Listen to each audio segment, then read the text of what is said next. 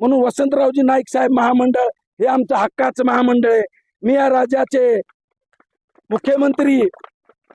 लोकप्रिय आणि कणखर मुख्यमंत्री आमचे नेते आहेत आदरणीय देवेंद्रजी फडणवीस साहेबांना विनंती आहे, हात जोडून विनंती आहे की आमचा पक्षप्रवेश सोहळा असताना मी हा मुद्दा उपस्थित केला होता की वसंतरावजी नाईक महामंडळाला 1.5 लाख कोटीचं भाग भांडवल द्या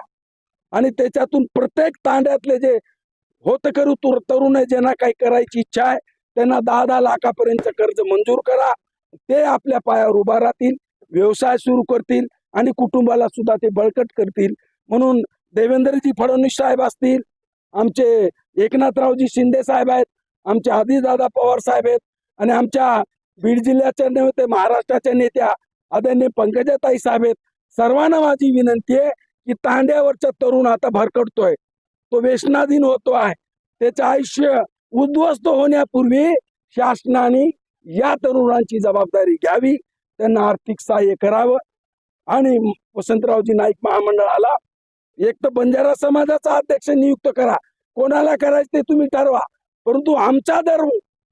वाढप्या जर ओळखीचा असेल तर आम्हाला थोडंसं पोटभर जेवायला भेटेल, एवढी एक माफक अपेक्षा देवेंद्रजी, एकनाथरावजी आणि अजितदादा तुमच्याकडनं करतो आणि त्याच्यातून तरुणांनी पुढे यावं, उद्योगधंदा सुरू करावं आणि आपल्या पायावर उभा राहावं, एवढीच माझी एक नम्रतेची विनंती।